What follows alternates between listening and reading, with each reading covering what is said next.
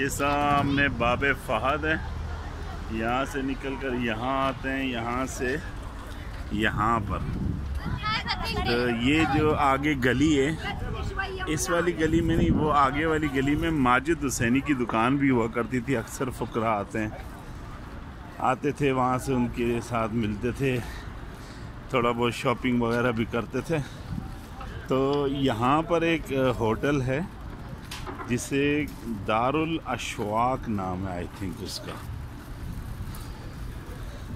उसमें 2007 में बाबा साईं ठहरे थे और कुछ पुरानी तस्वीर लोगों ने देखी होंगी यकीनन, फेसबुक पर अक्सर शेयर होती है, जिसमें साईं तशरीफ़ ला रहे हैं होटल से बाहर।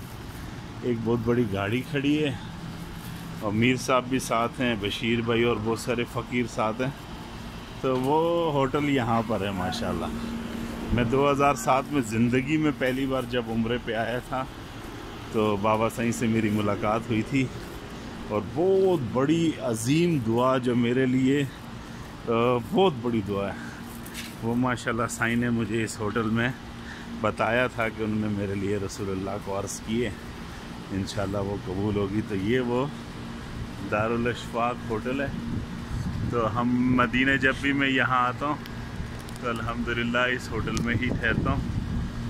निस्बत होगी है बस इसकी साइंस से मेरे लिए, तो मैं इस होटल में ही ठहरता हूँ अल्हम्दुलिल्लाह।